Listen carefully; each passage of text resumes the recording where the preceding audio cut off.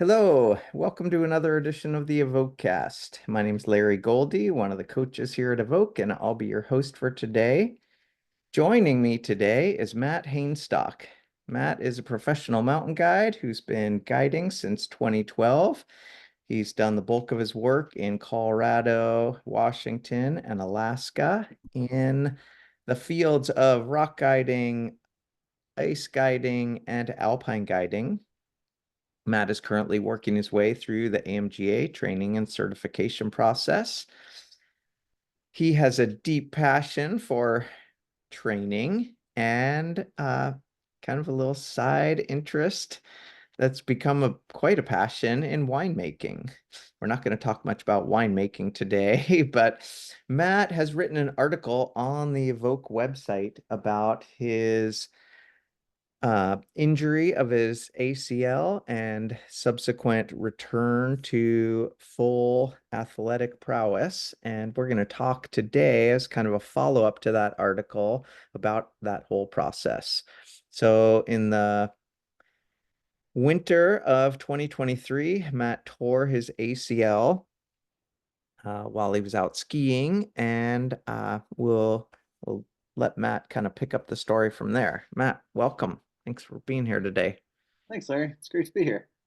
It was February 23, and I was just skiing with a buddy outside of Salt Lake City, just doing some side country. We'd skinned in and kind of got into the top of this little hill, more or less, or just nice little spot, found a little triangle of powder to go down, and right as we were about to go drop in, a snowmobile came up and put a big track in right beside us, and so then kind of boogied. And so skiing down, it was like my first day of the season, and I was super tired. I'd been doing a lot of ice climbing for the month before, and driving a lot, and did a couple turns, pretty shaky. It's like, okay, we're gonna make this better, and took a couple more turns, and then hit that snowmobile track. And rather than kind of punch through, because if I had like the power and strength and like wasn't fatigued, I think that's clearly the better option. But I kind of leaned back, and when I did that, my leg went out, and I popped, my left ACL. Pretended it was a meniscus injury in the moment. I was like, maybe it's my meniscus. It'll work out. And I was kind of laying there in the snow and just trying to kind of assessing where I was at, and I could hear my buddy below. It was kind of the muffle, and then all of a sudden he was like, "Oh, you're hurt. I'll be right up." And yeah, Matt, did you have like the classic pop? Did you hear the pop when it happened? you feel it, yeah, more You than you could feel hear it. it. Okay. And like literally in that motion, like I can remember pretty vividly, like, and then now knowing my MRIs afterwards, it was like I could feel it go all the way internal. And it almost held because I had a strange tear where it actually ripped out the root of my ACL, Uh-huh. rather than breaking in the middle like most people's. Okay. And it also damaged my LCL. I had grade 2 on my LCL and grade 2 on my hamstring or bicep femoris. So yeah, so it's a big pop. Yeah. Couple in there, and it kind of hurts for a second, and there's kind of this moment, my buddy's skinning up, and I'm kind of like realizing what's happened, and I was just like, mostly felt like an idiot. I was just like, oh man, I just screwed up my season. I had all these like bookings lined up and all the things I'm going to be doing, and you kind of have this moment of like giving yourself a moment to, like, if you will, physically or mentally cry, or it's just like, oh, I screwed up, like this sucks, and then just kind of putting that away and saying like, okay, can't change what just happened. What am I going to do? How am I going to move forward? I And know there's always that moment where you just wish you could hit the rewind button. I just need a do-over. Let's just go back 1 minute. yeah, just undo as fast as possible. Nope, nope. The Exactly. last three Yeah. things I didn't do it well, and Yeah. I've been thinking about that in the context of like rock climbing. That like I was able to get through some of those early experiences where I made those kind of big mistakes and escaped by like a very thin margin. And in skiing, it just didn't. You just don't have that margin. It just went from, oh, I made a mistake to that's 18 to 24 months of my life, like kind of getting back. So Yeah. Well, and just so the listeners understand, that anytime you kind of get back, see your weight shifted back, it puts your ACL in this really vulnerable position. In this ski patrol world, they call it the phantom foot, where when your weight is leaning back, anytime you hit something, a change in snow that allows your skis to sort of rocket forward, probably for you, that snowmobile track, Hmm. it just all the strain gets directed directly up toward your ACL, and that's a really common position. When I used to ski patrol, we would watch these videos of how it would happen, and you could just see as soon as someone got too far back and the ski shot forward, you can imagine only thing that's really holding your upper and lower leg together there is your that ligament. Yeah, all the muscles are slack, and it's just Exactly. it's yeah, it's almost like a feeling of weightlessness in my memory too. It's just like all of a sudden like it's there. There's Yep. the Yeah. yep. Couldn't be more classic, unfortunately. So, yeah, how did you get yourself out of the mountains? Yeah, so we were about 5 miles in, and like I said, my buddy was coming up, and he got up to me, and he was, he'd been a guide in the past and done a decent amount of backcountry skiing. Great person to be out in the mountains with. Very calm, collected, and was just like kicked out a big platform for me and kind of got me up, got my skis off, and we assessed. Um, we were there. We were just in this tiny triangle of powder, so we could get across into kind of a skied out area. And then where the snowmobiles come in, there's actually a road leading out. So there's a snowmobile road, well packed in, and so I was pretending it was my meniscus or something, like I said, and we had some tape, not much else. So I did sort of like a reminder taping where I just like taped an X over my knee and then like had above and below, which I think did make me feel a little bit better as far as like holding my kneecap or just like letting me know like I couldn't fully bend it straight because that's kind of what had changed, but I could keep it in like a position of function and I could walk more or less. So, we got my skins back on and got me across kind of to the packed out snow and then popped off my skis. My buddy was kind to take them and walked out. And it's about 2 hours to walk out to the truck. And it was kind of funny because like I still, I didn't like think about it, but I still had my GPS on and I was still averaging like 2.2 to 2.5 miles an hour, like kind of walking out. And it's like, oh, we're pretty functional. Like we're not asking ourselves to do technical skiing or climbing with just walking down a road. It's Yep. pretty manageable. Yeah. Yeah. And you mentioned it was Super Bowl Sunday. It was, yeah, it was pretty funny. So we got back to the truck, and my buddies was asking me like, "Oh, do you want to go to the ER?" And I was like, "No, I don't really want to pay someone a bunch of money for an X-ray in Salt Lake City because I know I don't have a broken bone. I can feel there's not like any extra swelling. My insurance covers me much better in Colorado.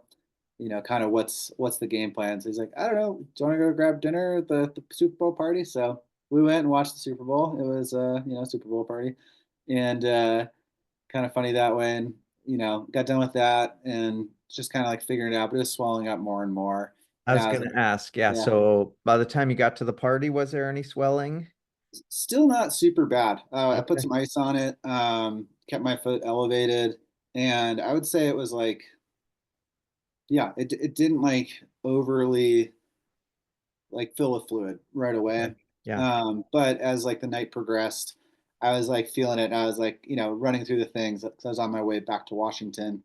And I was just like, I got to go back to Colorado. I got to get an MRI. I got to kind of do these things. And so I was able to, because I've had a lot of past experiences trying to find orthopedic surgeons and different doctors for a myriad of reasons. And so I was able to find within network kind of somebody I'd worked with before and then get on their schedule. So the next morning I woke up with my plan. I drive a 2001 Toyota Tacoma with a stick, and this is my left knee, and that's the clutch. But my buddy was like, "Okay, like, what's your plan?" I was like, "I'm gonna drive back to Colorado. Talk to my folks there in the Front Range, and they were like, "We'll come meet you somewhere in Wyoming." So got in my truck and pushed down that clutch 12 times in like 300-400 miles and Yep. got Thank got most of goodness the way for back. freeways. Yeah, got to get up there. But literally, I know it was a dozen times. It was not more, it was not less. Yeah. But by the time I like rolled into that gas station, like my leg was so stiff and so swelled up because you're just in that position of in the bucket seats in a truck. And I think I would have really struggled getting through the traffic portion of the Front Range. The Oh yeah. interstate wasn't too bad. So Right. yeah, it was pretty kind of them to come bail Nice. me out halfway through Wyoming. And so you get back to Colorado, and then you wound up just paying for an MRI out of pocket. Isn't that right? In the end, yes. MRIs, at least in Colorado, there's kind of a trick where if you pay out of pocket, it actually costs you less than it will through your insurance, but it doesn't go towards your deductible. So it can be a little tricky. And I was also sent to a different MRI originally because when I was a kid, I actually had heart surgery. And so I wasn't sure if there was like, because I have some like little wires in my chest. I didn't know if that would affect the MRI or not. It doesn't. Yeah. They were unconcerned. So I kind of went to a different offsite from the hospital place, but it was actually quite beneficial. I know that $500 isn't a joke in terms of financial burden, but the information you get from just getting an MRI is so much more effective than the tests that you know GPs, general practitioners, are going to be able to do, or even people who are deep in the profession.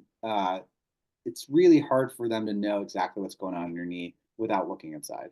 So yeah, got Well, that and MRI. Yes, sir. Yep. it seems like if you're gonna wind up getting surgery, you're gonna need an MRI anyway. And if you want to expedite the process, getting that MRI early as opposed to having to get on the schedule, book your MRI, a month out, and then, by the time you get that info to your orthopod, yeah, the whole process can just take a lot longer. A lot longer. And speaking to the timeline, I was pretty aware that the sooner you have surgery, the better the outcomes are. Yep. Um, and so it's a little bit like how quickly can I move through and find the right person to do what I need. Um, and it still ended up taking me roughly, I think it was, I had surgery on March 22nd, so Oh, a little that's over just 30 over a days. month. Yep. I Yeah. did pretty well. And because I'd been able to see that first consult as soon as I got back to Colorado within 4 days, and they're like, you're going to need an MRI, got the MRI. Within 5 days, or 5 or 7 days, I literally had the MRI uh, and the feedback from the tech saying, like, torn ACL, partially torn these things, and I could just move from there. Right. Yep. There's no change in that. Like, there's no, oh, maybe I'll PT this or, rehab it. It's like, no, Yeah. it's Yep. just going to Yeah. be this There's way. only one solution for that.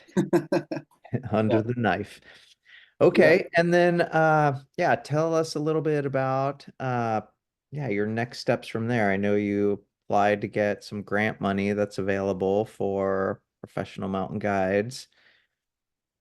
Yeah. So getting knee surgery is quite expensive. Uh, Anybody who's spent any time dealing with orthopedic issues certainly knows that. And even though I had insurance, it was still going to be somewhere in the $10,000 to $20,000 range just for the surgery, let alone the PT. Um, and as much as like there's no avoiding going under the knife, you still have to do a lot of work afterwards, and there's no way to cheat that process either. So actually, through you, it was really nice. I found about the Case Brinkenmeyer Foundation, the KBF Foundation. It's a very Dutch name. It kind of cracks me up because I always feel like such a fool not be able to pronounce it correctly. But they're an amazing organization, and like you said, they help professional mountain guides, ski patrollers, get orthopedic surgery specifically.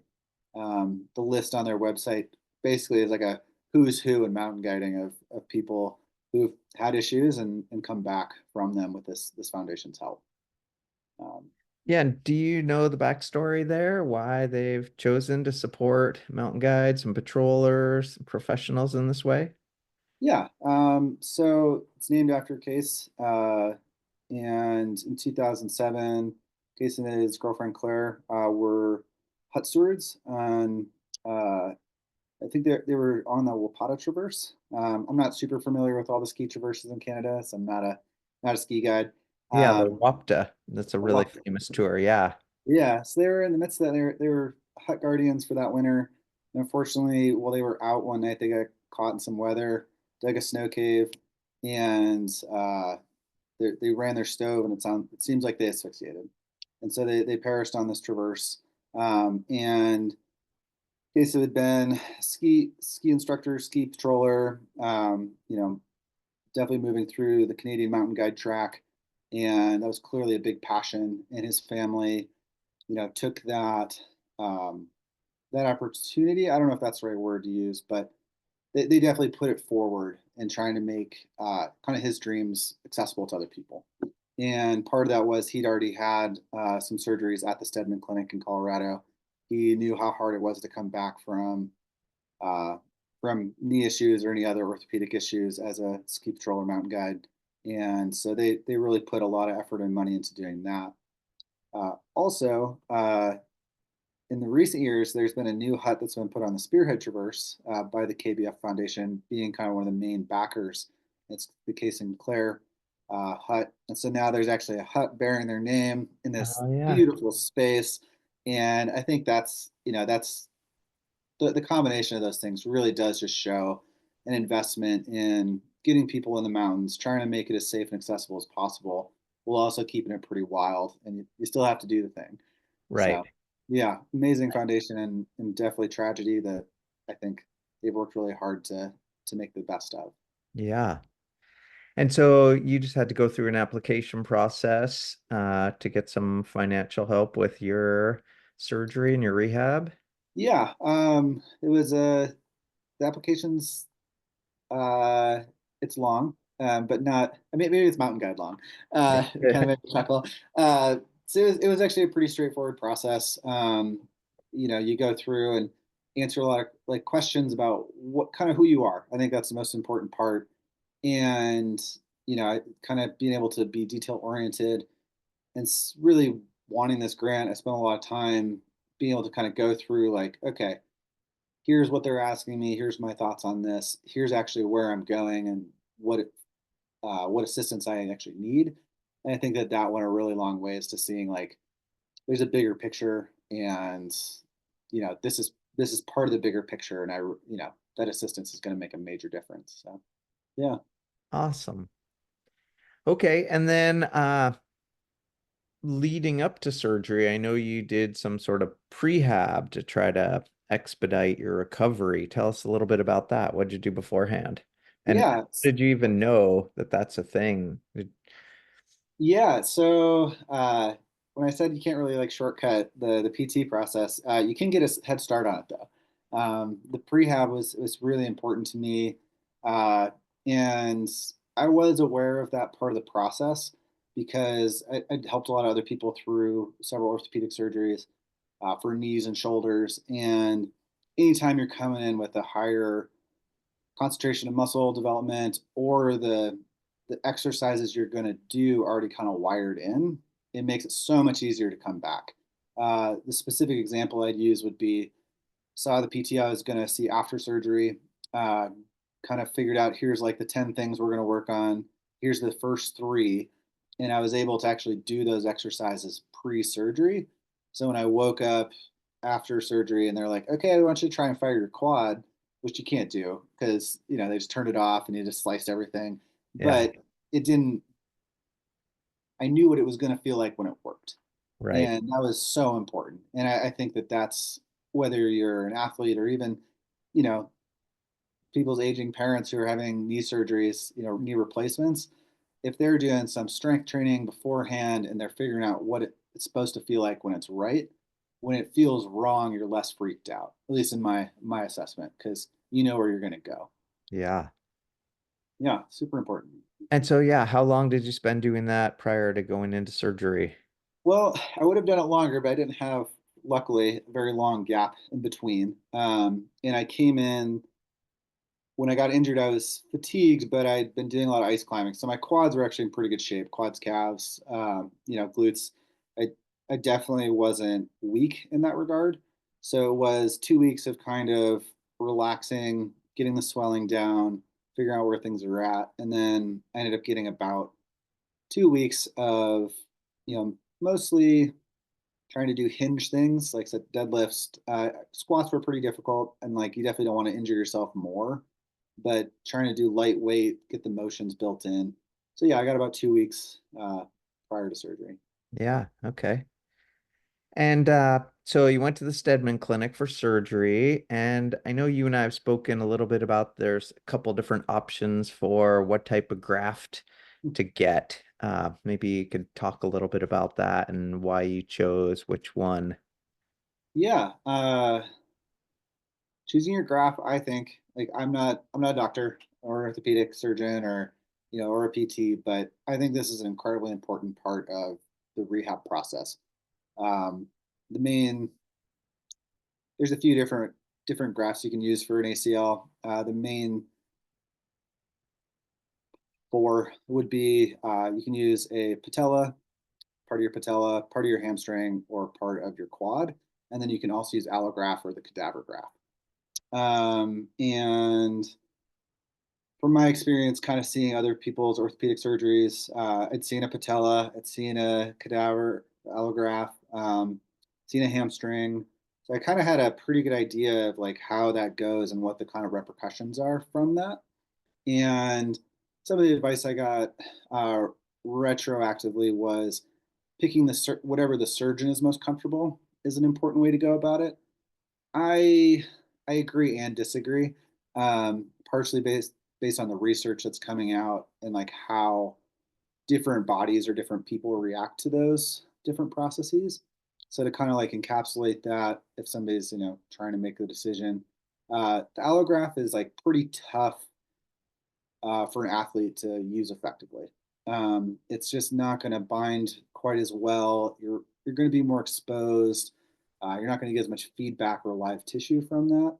I know a lot of people who end up with allografts end up with that graft failing, unfortunately, soon after their PT process. And this allograft, is this like a synthetic graft? What exactly is that? It's usually a cadaver, so a piece of someone else's dead tissue. Uh, Okay, got yep, it. yeah. And yeah, did your surgeon recommend one specific type? Yeah, so my surgeon definitely recommended for me a Hmm. patellar graft. And his rationale was he's worked on a lot of skiers' knees, doing the U.S. ski team, names and people, and when you go in the clinic, there's just like whether it's all these NFL jerseys or hockey jerseys or U.S. ski team, it's like he's seen some knees, he's seen some hips that they kind of know what they're doing in there. And he was like, there's been a shift back to the patellar graft just because it works so effectively. And you can actually kind of, your patellar is actually going to regenerate. So what you're grafting is going to come back to. It just takes longer because you're kind of damaging two things.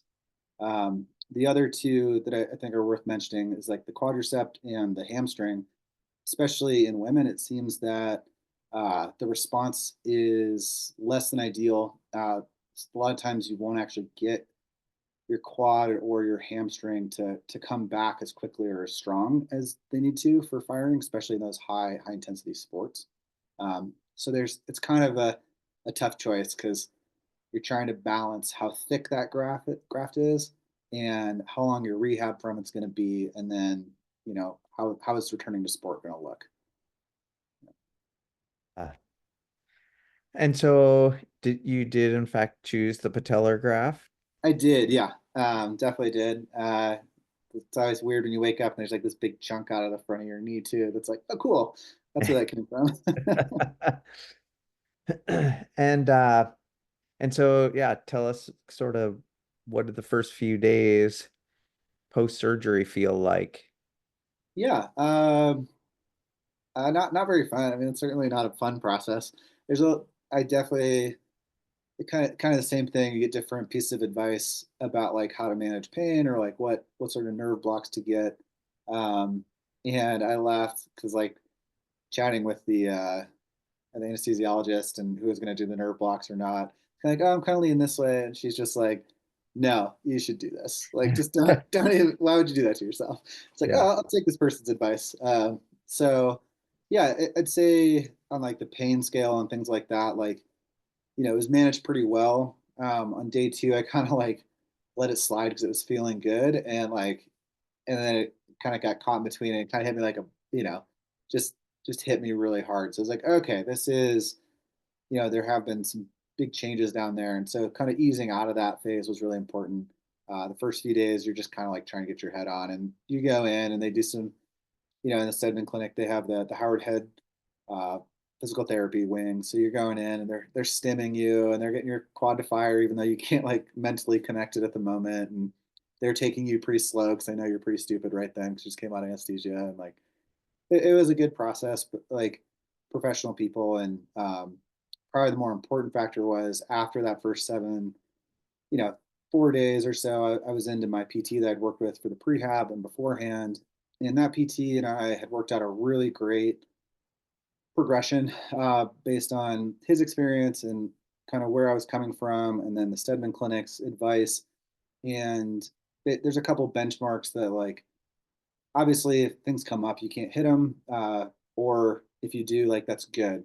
And one of the big ones for me was on day 14. That's when you want to kind of be off crutches if you can Uh-huh. be. It Yeah. also happened to be my birthday, so it's kind of fun to Nice. be like, all right, let's like get off crutches by my birthday. And yeah, I stood around without crutches, but it certainly wasn't easy. It wasn't like Yeah. a you're back to walking kind of thing.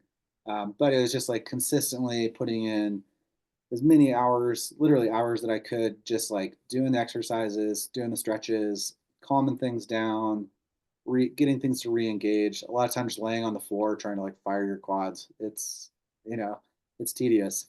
Yeah. You have to be a patient person, I think. Yeah. And I'm curious, did the KBF grant that you received help you just have all this time away from work and cover your bills? Obviously, you're not going to be guiding again for quite some time. And it didn't happen at work, so it's not like a workman's comp claim or anything. No, and that was a unique position I was in. It was twofold. So for the first, that was in February. I'd worked a bit of ice, and I was going up, and I kind of had this little block of time set aside. I was going to ski and kind of hang out with friends and have a little bit of midwinter, which turned into rehab in Colorado. And like I said, my folks live here, so they were able to, you know, help me out in those ways. You need a lot of support, I think, post surgery, and like their generosity certainly is something I'm very gracious of.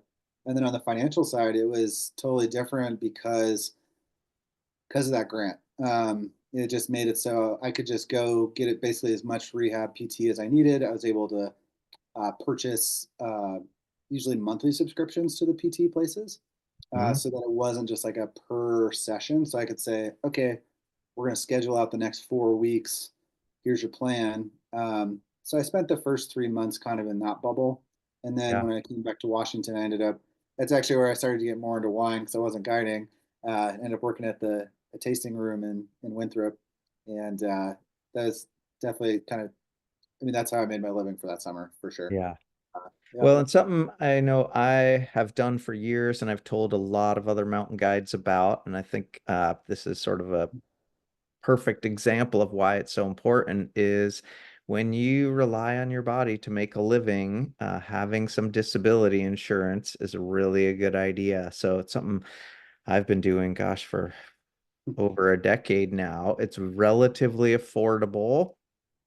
The key is, you don't get anything for, I can't remember if it's 30 or 60 days, but so for something like this where you're not going to be able to return to guiding for, months and months, and if that's how you're relying on paying your bills, at that point it kicks in, and depending how much you want to get per month is going to affect the premium that you pay.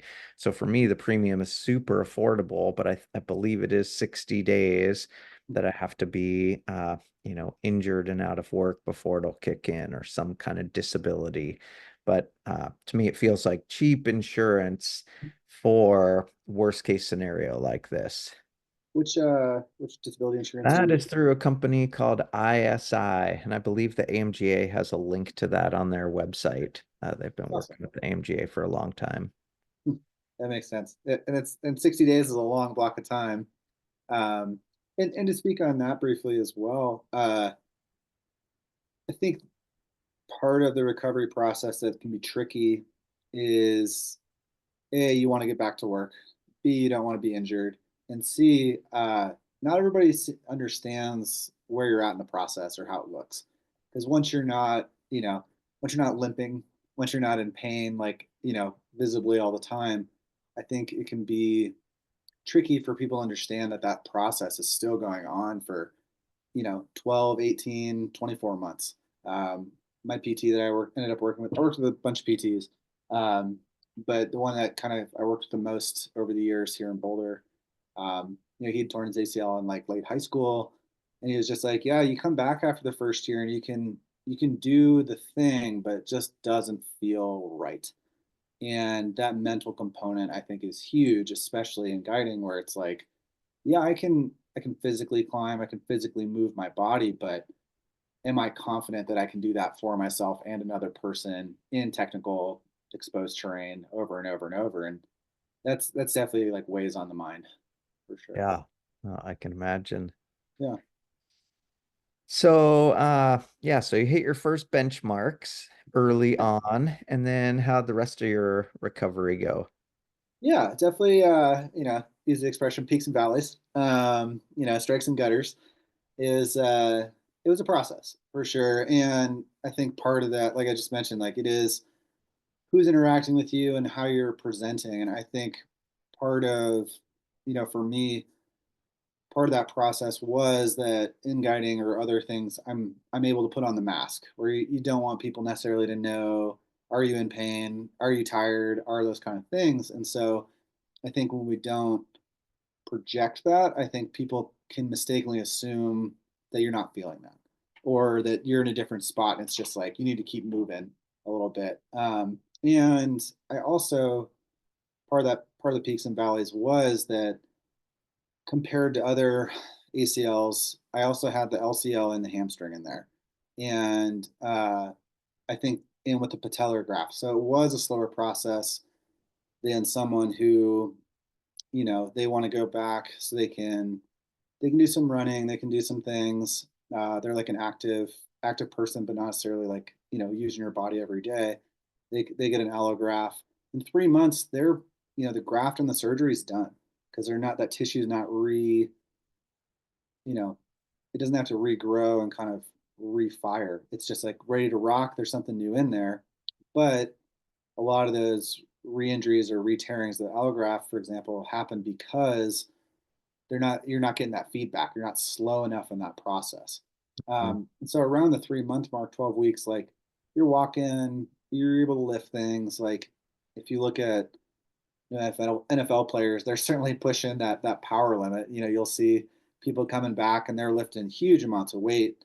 Um, but I think everybody kind of has to be their own in their own place on that process. So yeah, it was the middle sucked. That Yeah. was really hard. Probably I'd say like months 5 through 9 were some of the worst, and then like 9 through now I'm 20, 21 months out, give or take, and I'd say only in the last three months has it started to feel like, oh, there's days I go I don't think about it, and there's Uh-huh. days where I wake up and like, oh, it's stiff, and I'm like, oh no, is this like the signs of regression? And then I like warm it up like any other person who needs to warm up, and boom, it's feeling pretty good those days. So that's a long time. I kind of chuckle personally about chuckle not at, but like it makes me like reflective when I hear people, especially younger climbers or something. They're like, I spent a whole like 2 weeks without climbing, or like a whole month without climbing. I'm just like,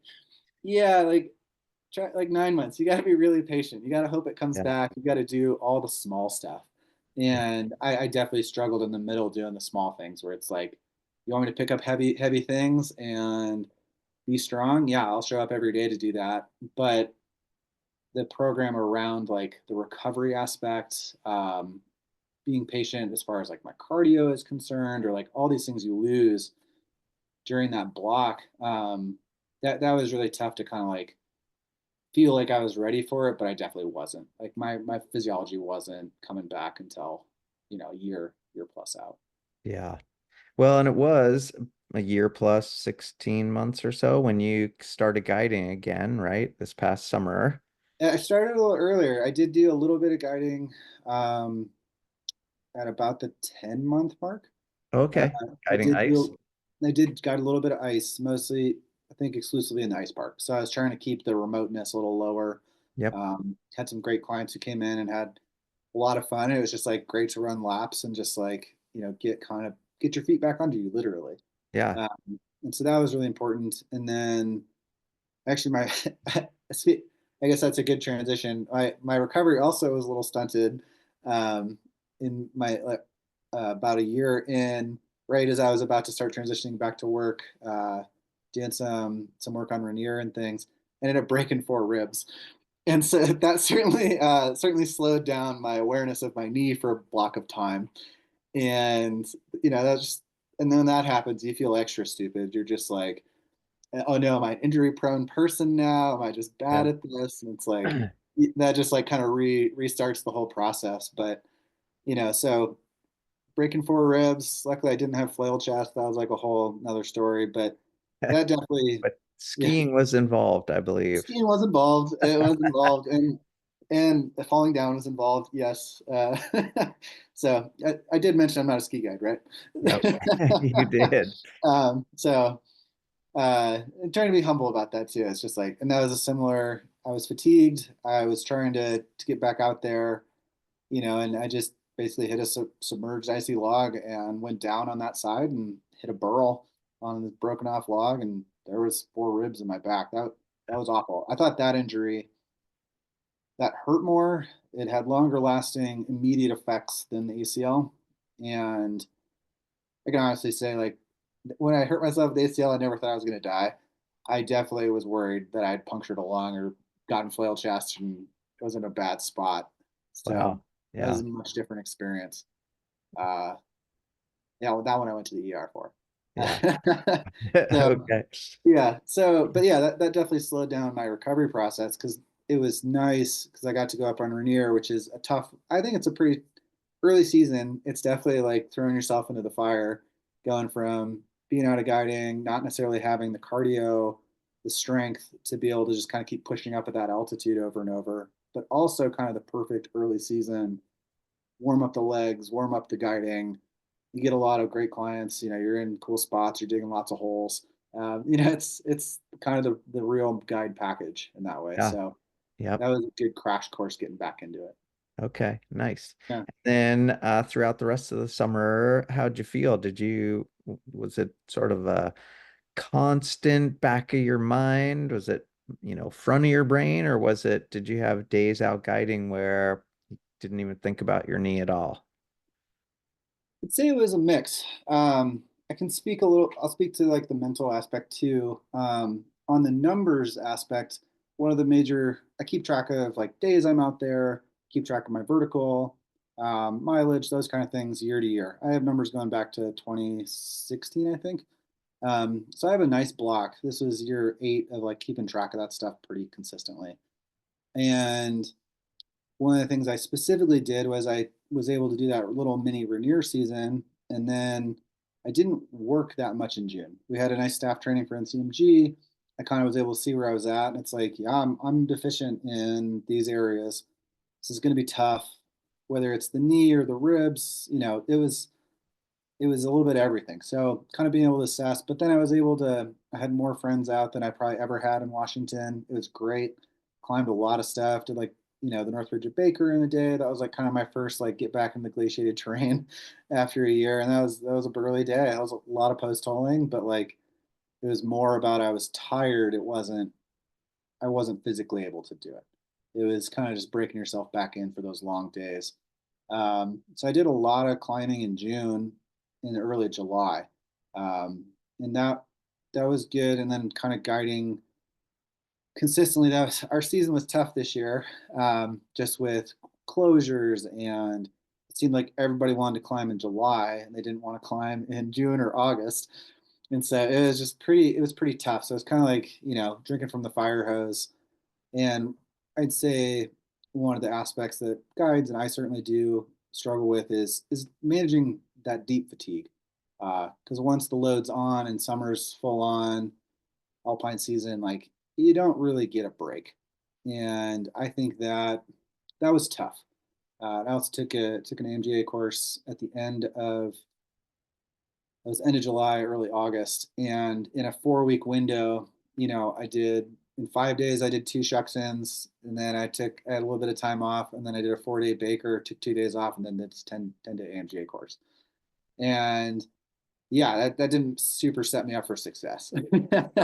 um, and that's just being honest, and that's I Yeah. think that part of the process, yeah, That's is something that, we work with a lot of mountain guides here at Evoke, and we're constantly trying to emphasize how important rest and recovery is, especially when you get into the meat of the season. These guys want to train for a big trip in the fall, rock climbing or personal alpine missions. And it's like, you just work 12 days in a row. Like, you just need to rest today. That's how you're going to get stronger. But, Mhm. uh, yeah, it can be Well, a hard well, and sell. scheduling, So, right? yeah, Yeah, they'd yeah, love to rest, but like there's just not enough days in the exactly. year. No, That's those are kind my of the only hardest days part. off. Of course, I'm gonna go. Yeah. So I don't know. Like I really don't. That seems to be one of those really hard equations. Is like how do you balance that? But at the end, my season was more or less over by mid August, partially because my alpine season, um, because of fires, and I was just tired and with the road closed and going over, the pass, it was definitely it's kind of a welcome break for me. I was able to kind of sit back and be like, okay, how do we do? Like, we kind of fast forwarded that season. It was really condensed. I was able to break down my numbers and like during my peak, it's a roughly, of course I misplaced my sheet, but roughly every year there's like let's say like a 16 to 20 week window where I'm just doing a lot every day, and averaging, somewhere in the 7,500 feet of vertical a week, almost all with pack, mostly with clients. And so coming back into this year, my peak weeks were actually higher than maybe they've ever been. And uh, over the duration of that 10-month period from, January until, or, however you want to break it down, 8 to 10 months, uh, yeah, my volume was as high as ever. And yeah, and I think it was good to know that I still had it in there, but knowing that like I was stacking that fatigue that I'm used to on top of the mental fatigue of coming back from the knee, the mental fatigue of the ribs. And that was pretty taxing. So kind of taking that 2 week break, which you never get in August, as we've talked Yeah, about, never get that break. But I just like did yoga and like went cragging a few times, drank a lot of water, like, just kind of enjoyed being in town and having a kitchen rather than having to try and like put together these meals and things like that for being in the mountains. So in the end, coming into that, that's roughly the 16-month mark from surgery. I asked a lot of myself uh, coming into the alpine season, and that mental load was definitely a lot. And I think having some grace and that patience for yourself is really important. And that doesn't come easy to guys either. Like we're competitive. We want to go do the work and get shit done. Like that's what it's about. Like that's yeah. kind of the bottom And line. I mean, on some of those big days in the mountains, whether, guiding Shuckson or on your A.M.G.A course, were you thinking about your knee? Hmm. How did it feel? Was it like same as it ever was, or did it, did you notice it? I definitely noticed it. Yeah, I would say for me the most specific movement that is hard post knee that was somewhat hard pre surgery pre injury, um, is doing exposed slab moves off of my left foot where I'm like posting up on it and then shifting off. Uh-huh. And physically it's totally in there, but like the my engagement with risk has totally changed after the injuries. Like willing to hang it out there, it shrunk. or like that gap, and that's really hard to do in guiding because I mean obviously if guides and people who put themselves out there get it, but like you're not just keeping track of yourself. You have to have enough juice for the other people too. And I think that buffer, as I talked about stacking normal fatigue on top of, injury fatigue and all those things, like, that buffer's gone. And you're aware of that if you're a self aware person. And it kind of becomes unacceptable. It's just like, I know that I can't be cutting it this close. And, and not saying like I wasn't putting clients at risk. I wasn't really putting myself at risk physically in that way. It was more of just like, if something goes wrong, how am I going to manage that? What am I able to dig deep into and kind of pull out that hustle and make it happen? So that was tough. I definitely thought about it a lot, especially after the first 5 days or whatever I was doing. Yeah. Uh, First 3 days, great. It's like, oh, cool, we're cruising. Like, I got some sleep, got some rest. All of a sudden, you're on day 5 or day 9 of like these blocks, and you're just like, I hurt everywhere, and that's just a fact. Like, I hate Yeah. those. Yeah. Uh, Well, yeah, and sort of zooming out a little bit and looking at this thing, it's obviously you're still dealing with it to a degree, but hopefully largely in the rearview mirror. Maybe you could share some of your overall big takeaways. If this happened to a friend of yours tomorrow, what sort of advice would you give them? Or yeah, what do you feel like some of the biggest lessons that you've learned from this experience have been? yeah, it's a great question, Larry. I'd say that I have some like bullet points that are like easy to do, but like the number one thing that I notice in uh, somebody who's had these experiences, and when I connect with people, whether it's in guiding or outside of guiding and the hobbies, just like on life, um, like trying to bring that respect, just as like a human dignity aspect, is huge. And you have to kind of start with yourself that way, where it's like, okay, you got hurt. It objectively happened. You can't, like you said, you can't hit rewind. You can't go back. But it doesn't necessarily mean you have to just smash your way forward either. You can take that moment to pause, try and think about what's best about the immediate impacts, try and find people who are going to support and help you through that process. Like support is huge. And for me, that was obviously financial, emotional, which friends I connected with, who had my back, like just being able to show up. And I think being okay with that process takes a lot of energy to begin with. Just because, you don't always like when you get injured, you don't want it to happen, but it did. So kind of keeping that in mind, and approaching yourself that way. But then the kind of like the bullet points, not the mental aspect, but like kind of the physical things, like get an MRI, seek out professional medical advice, find out what grants are available, make sure your insurance is up to date whenever you can, like have your disability insurance, as you mentioned, ready to go. And then like when you're actually in that process, because there's like that huge planning portion that you're doing while you're already injured.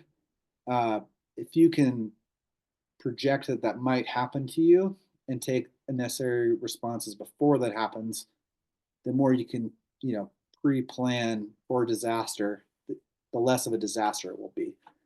And ultimately, being able, as I mentioned, like it's easy to focus on the big things. It's like, okay, I can, how are my deadlifts doing? How are my squats? Like, how many reps of this? How many reps of that? But also being willing that every day, if you take care of a couple of the small things, especially in the recovery element, uh, that's going to make the difference long term. It's sitting on that lacrosse ball. It's doing those extra 5 reps of just like quad firing.